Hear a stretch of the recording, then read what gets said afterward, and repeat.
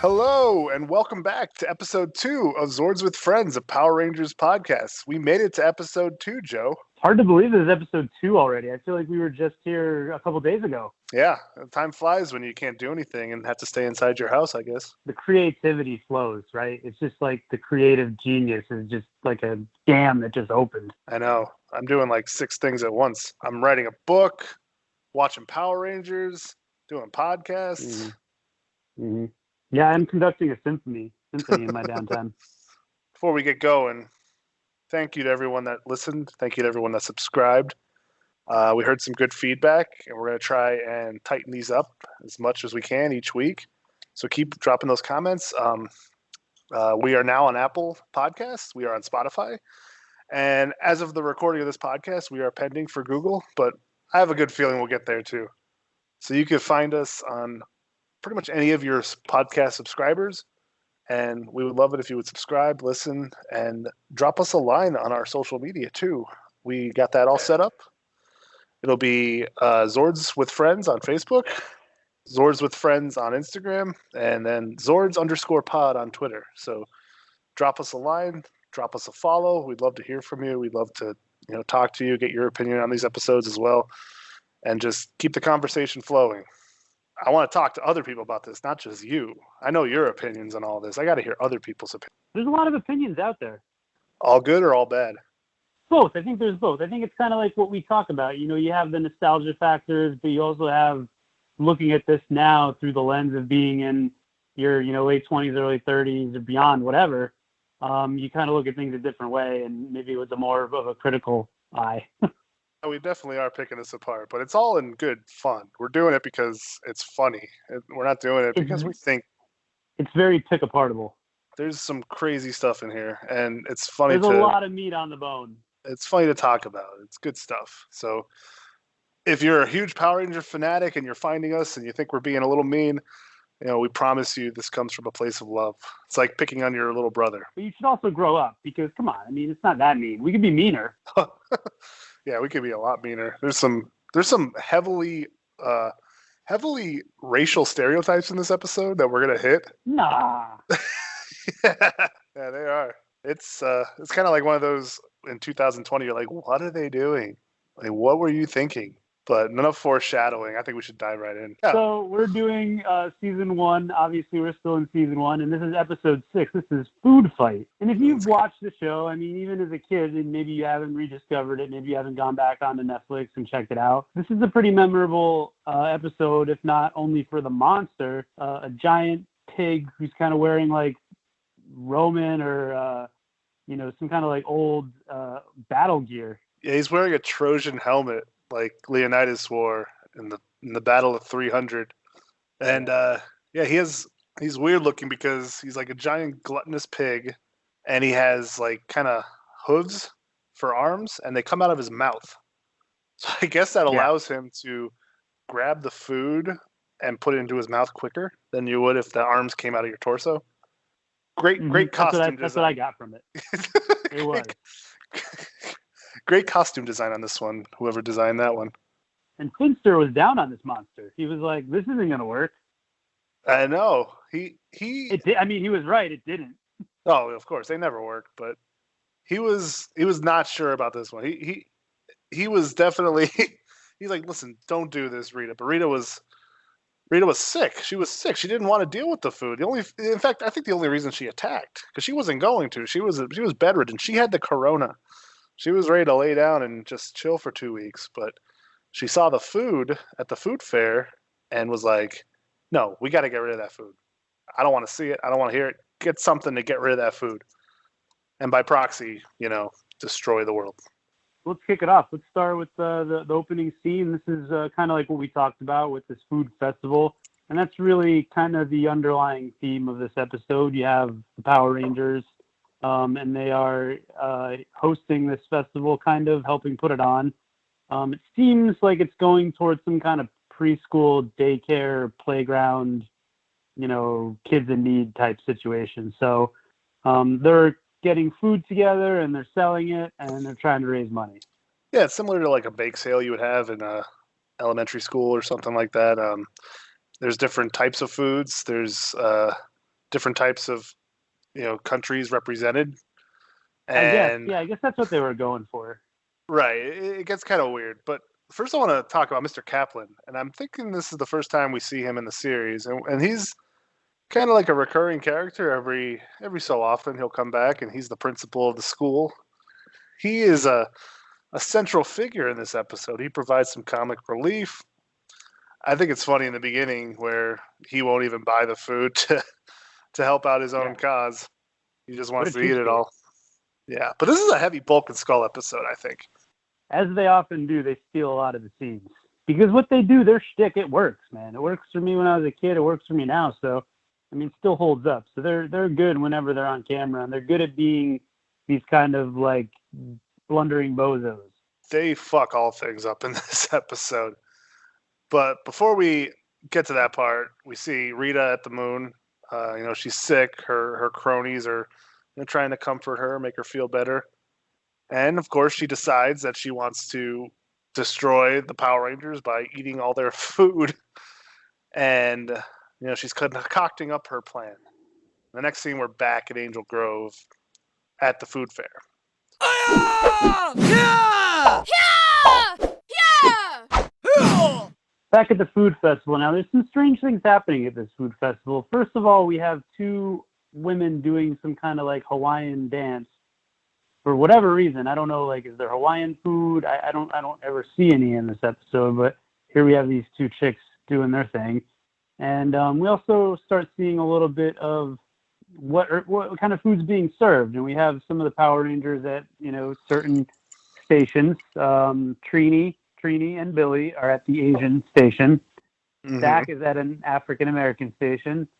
And Kimberly and Jason, who could not be more like middle-class American when you think of like what that would look like, they are at the USA table serving up hot dogs, hamburgers, and soda. I think what they're wearing is really something we should highlight in this part. Jason is wearing this ridiculous 90s flannel, cut-off sleeves, a red apron, and an Uncle Sam America hat with, I think, looks like American sweatbands on his biceps.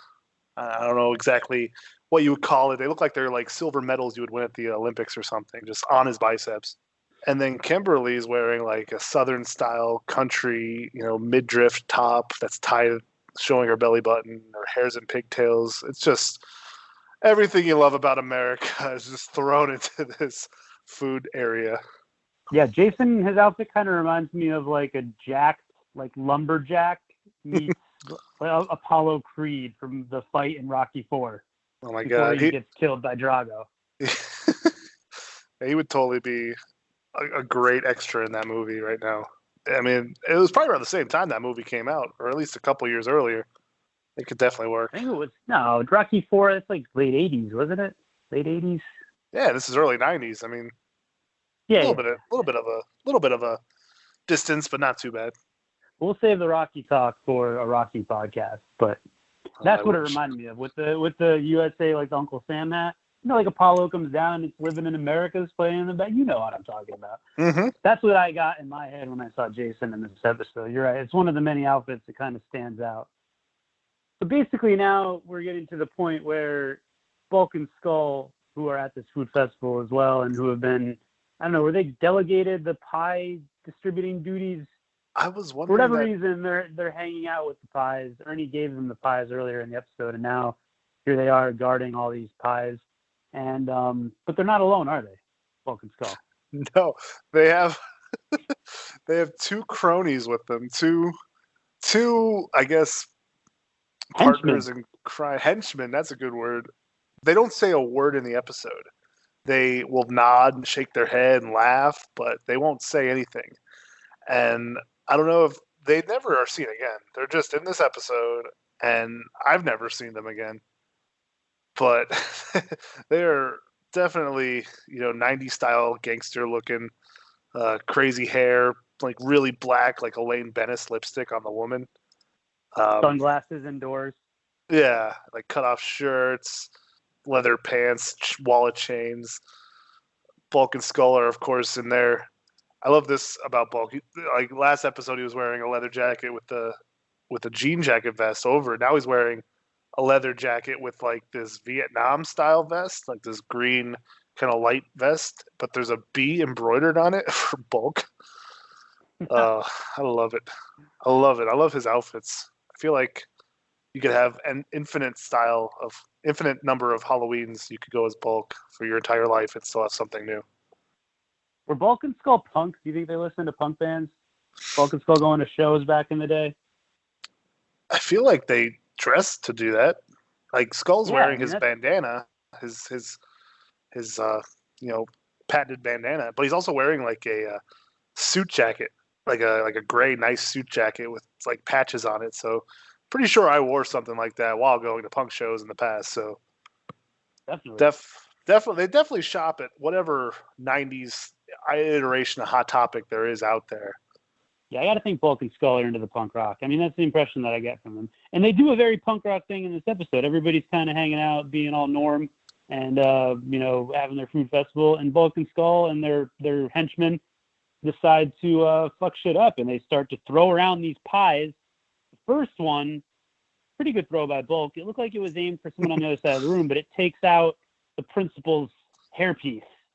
Oh, it flies his toupee right off his head, nails Skull, and then Skull on a dime just screams out food fight. And I'm sure if you haven't seen the episode, you can kind of guess what happens next. But there are some things that you can't guess that happen. Some ridiculous things happen during this food fight. So let's break it down, shall we? Yeah, let's go deeper. So it's a mess. Bulk is just ramming into random girls, random guys. The principal's toupee gets stuck in the punch bowl, and him being a man of dignity puts it back on his head. Some dude in a cut off t-shirt just grabs mustard and ketchup and just squeezes it while screaming in the air. There's just a ton of food going everywhere. People are throwing shit.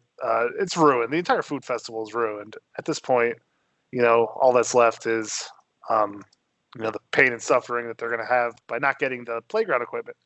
Of course, Rita sees that the food fight's going on and decides to give them a fight for their food and calls on Finster, who is, like you said earlier, suffering from inadequacy issues with this monster.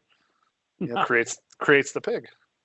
Yeah, Finster's a little down on himself when we first see him this episode, and Rita says, "I want you to create me a pig." And Finster, he's not really feeling himself at this point, but he says he has something that would fit what she's looking for, but he's not particularly proud of it.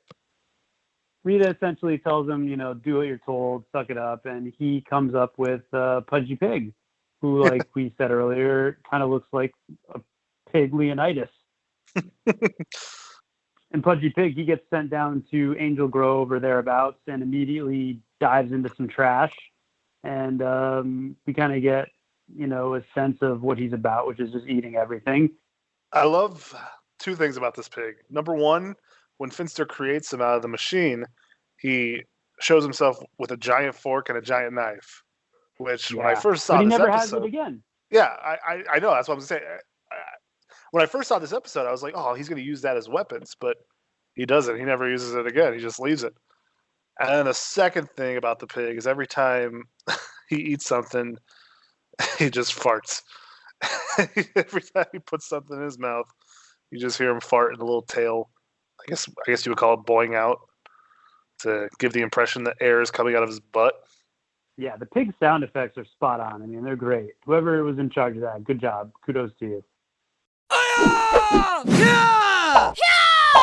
Yeah! So while Pudgy Pig is indulging in the garbage, the youth center is getting a little bit trashed. Our food fight is really heating up at this point. There's crap flowing around everywhere. And Jason, being bold and the leader like he is, Jason's seen enough, and he's decided that he's going to recruit the Rangers, and they're going to shut this thing down. And Jason goes about this in a pretty interesting way. Yeah, I would say interesting is an understatement. he grabs he grabs a link of sausages, like 4 or 5, 6 sausages tied together, and he looks right like past the camera, like John Wick style, and walks over to Bulk, who's you know he's locked and he's ready to loose. He's ready to launch up high somewhere. He's the gun is loaded. All you have to do is pull the trigger. And Jason starts using the sausage as a nunchuck, and he doesn't use it to hit Bulk. He just does nunchucks in front of him. And Bulk, whether I don't know if he's surprised or if he's like mesmerized or if he's terrified of what Jason is doing with these sausages, he just drops the pie onto his own head, and Jason laughs, and Bulk walks away defeated. I personally think that he's not scared of Jason. He's like totally in awe that Jason would pick up these sausages and use them as nunchucks. See, my interpretation was maybe Bulk was he loves sausage so much that he was so mesmerized that he just lost all control of his body and dumped the pie onto himself. It's a very bizarre scene. So your interpretation is he kind of had like an orgasm? Man, Jesus, well, I didn't take it that far. Maybe. Well, he loves sausage so much, the sight of it brings him to climax to the point where he just drops the pie in his head. And the pie. I mean, I don't think that's what the writers had in mind. Yeah, I don't know. I think the white stuff falling on his head is a little bit of an indication that you might be onto something. That's not cream. So yeah, Bulk is effectively defeated with this nunchuck thing, and Kimberly goes to take care of Skull, and all she does is yell at Skull, saying, "Put that down." He has a bowl of, I'm not sure if it's fruit or like bread or something. There's just a couple of loose items in there, nothing like that would stick to you. Of course, Skull, says no problem, and then just throws it. Kimberly ducks and hits Bulk, who throws a pie at Skull. Pretty slapstick comedy there from our two heroes. Bulk and Skull are the heroes to me. No doubt. And this is kind of what we've talked about this between ourselves in preparing for this episode. But this format of this episode is really weird. Like by now, usually we'd be getting into like the actual fighting, but it seems like this episode was a lot more like comedy driven as far as like we do get into the action a little bit later, but we're like more than a third of the way in right now, and there's been just nothing but this scene in the youth center with the food festival and the food fight essentially.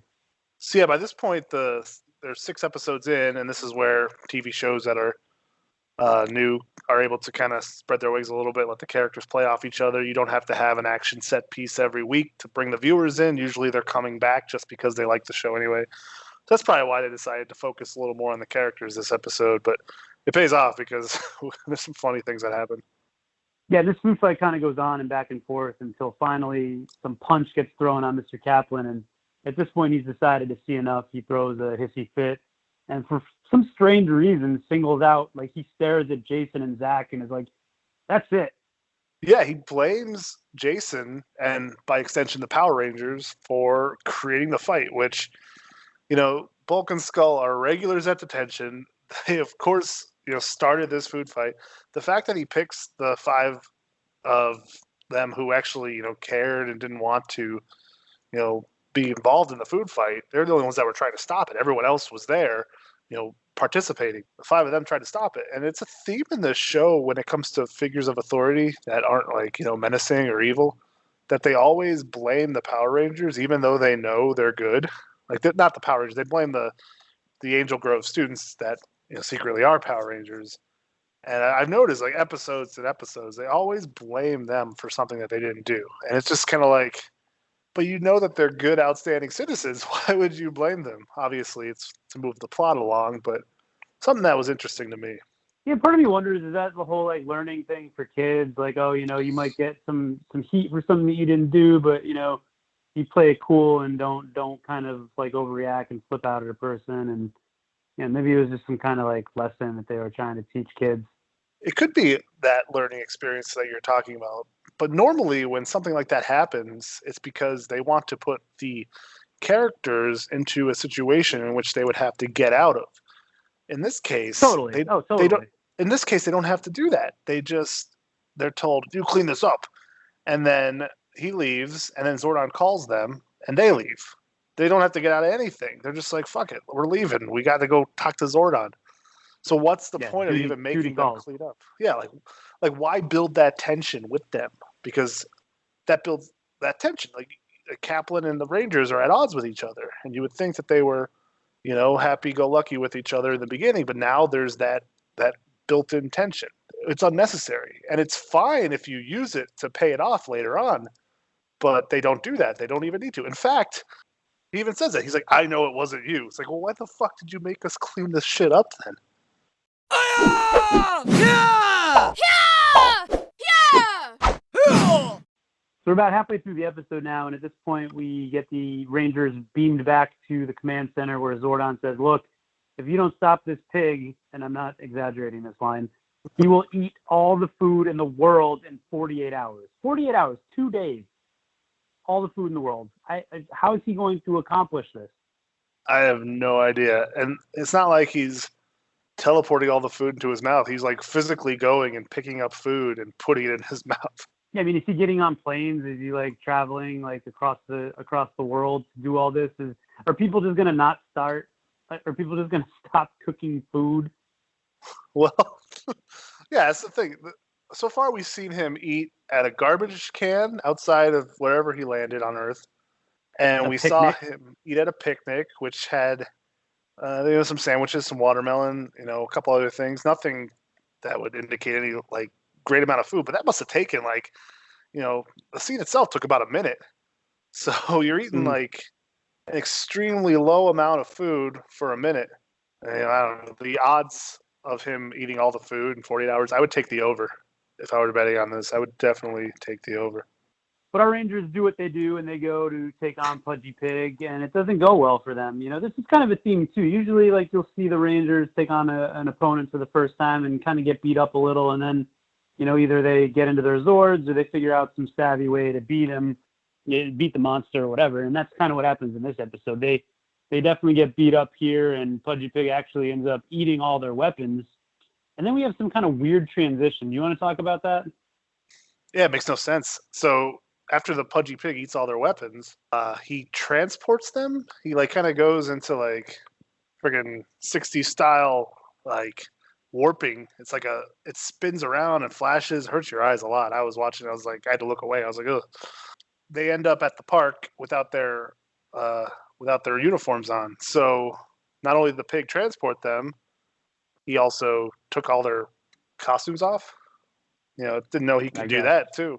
It's an interesting dynamic. I don't know why this pig would be able to do that. One thing before he does it, though, I wanted to mention is while they're fighting the pig, they're intercutting scenes of Rita and Finster. And Finster's kind of strutting his stuff. He's like, wow, yeah, this is great. I thought this pig was going to be a fucking waste of time, but, he's pretty good. It's my best monster yet. So Finster definitely got a confidence boost with this part.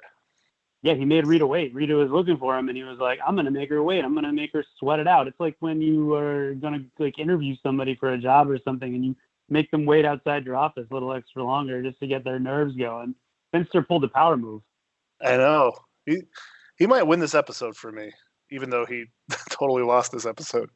Just in terms of swagger, he might win this episode. Finster usually doesn't get a lot of screen time, so this you really made the most of it, I guess.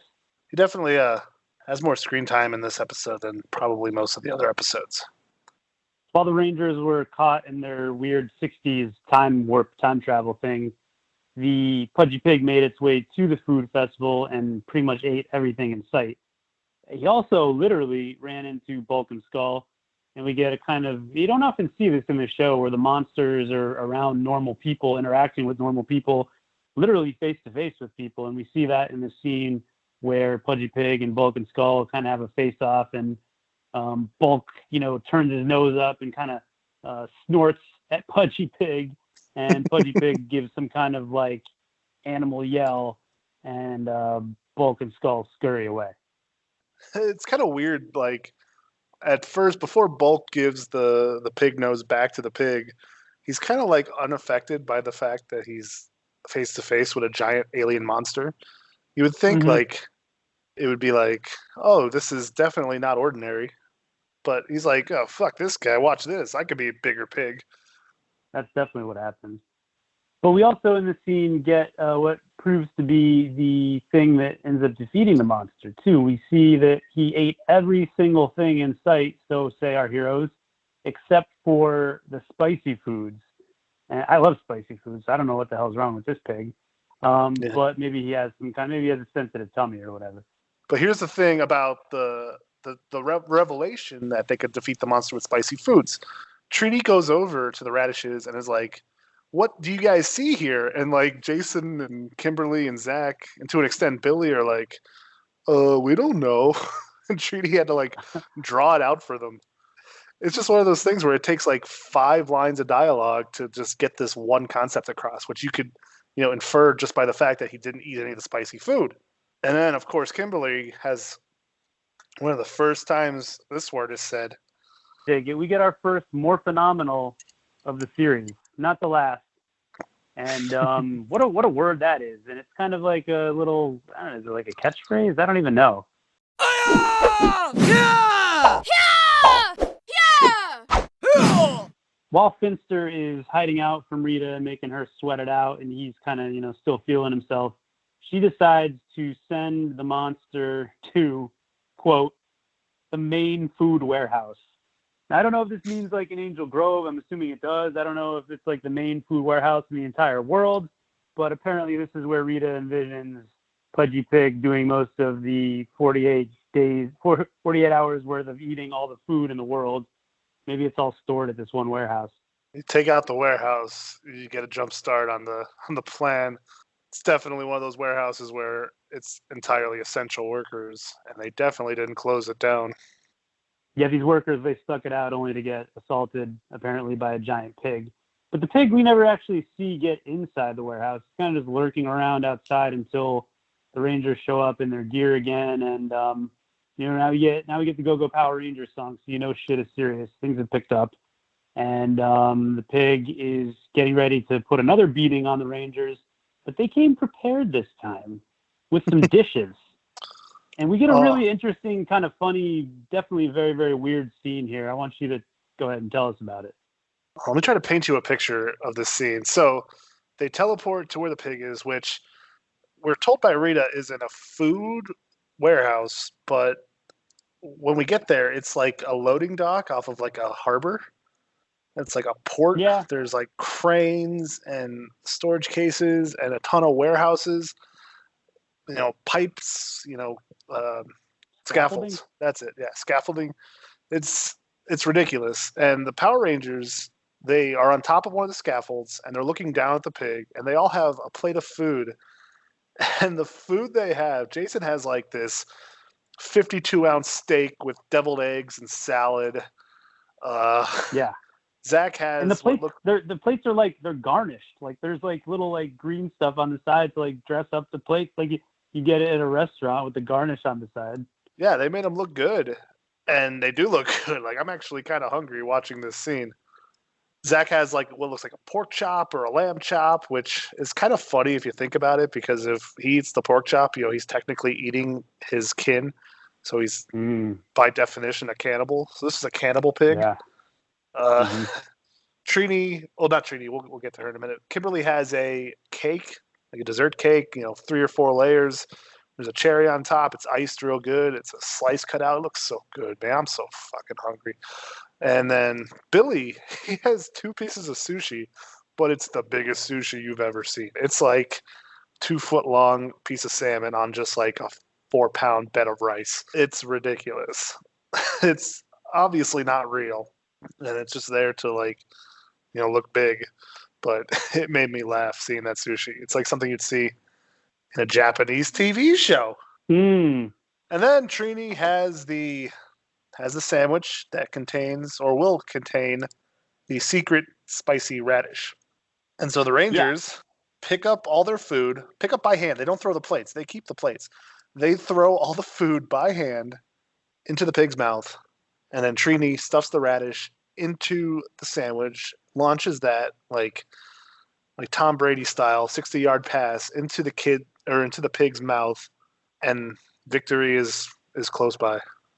And the pig swallows this tainted sandwich, and it's funny. The scene is actually pretty good visually. The pig kind of immediately vomits this yellow puffy smoke, and then kind of like decompresses, and then starts like barfing up all the Rangers' weapons, and the Rangers are jumping up into midair catching them, and it's just it's a pretty funny scene actually.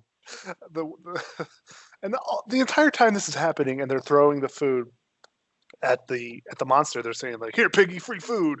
Here, Porkins," whatever they're calling him. And then he throws up all the food, throws up all the weapons, and they just flip to catch the weapons. Like, they don't need to flip. Oh, it's just stuff like that makes me laugh. They don't need to flip, but if you can flip, you're going to do it. You're going to show that shit off. Well, speaking of showing off, after the fatal blow was dealt to our monster via a spicy radish, the Rangers load up with their power weapons and they combine them all together and they finish off Pudgy Pig. It's something. And speaking of something, we get to our final scene of this episode, and that is our Rangers triumphant in victory, returning back to the youth center and realizing, oh shit, we still got to clean this mess up. And we get another more phenomenal, this one from Zach. This is our second. It's our more phenomenal count number 2 of the episode. And the Rangers realize, oh man, we didn't clean up. Zordon messages them and says, "I see you finished your mission, Power Rangers." And for whatever reason, somehow Alpha made some kind of food that gets teleported to the Rangers, and they end up selling it to Mr. Caplan, who comes to apologize. And Mr. Caplan finally ponies up some dough and buys some of the food that Alpha teleported. And conceivably, this was the money, the final gap they needed to fill money-wise to get what they needed to get. The straw that broke the camel's back, if you would. And what Caplan doesn't know, and what the Rangers know, is the sandwich has one of those spicy radishes in it. I don't know what type of sandwich you would put a radish on. That sounds disgusting. But let's talk about how he bites into the sandwich. He bites into it like he holds it like out, kind of parallel to the ground, and takes a bite out of the middle of it. Yeah, it's the complete wrong way to eat a sandwich. Just bites into the radish, and of course it's too hot for him. So he asks for water, which the Rangers give him. And I don't know if you drink water like this. I don't drink water like this. But when he drinks water, he apparently takes the entire water and puts it into his mouth, but also tilts his head back and allows the entire container of water partially to go into his mouth, but mostly go onto his head and douse him. And our episode comes to an end with kind of like the pilot episode where you have that moment at the end where it's that really campy, like everybody like looking at each other, laughing, like ha ha ha ha, like credits, bang. And that's how this episode goes out, with the Power Rangers and old Cappy sharing a little laugh. Yeah! Yeah! Yeah! So thanks for listening. We really appreciate any of the comments you could leave us. Let us know how we're doing. Let us know if you'd like us to do something different. Let us know, what you think about the episodes. Please follow us on Twitter, Zords_pod. And then, of course, Facebook and Instagram, where we are just Zords with Friends. Find us wherever you listen to your podcasts. We would love it if you could subscribe, like, comment, review, all of that. We appreciate it all. Thank you so much for listening. And Joe, get ready because we're coming in hot. It's going to be more phenomenal. Just stay away from those spicy foods in the meantime.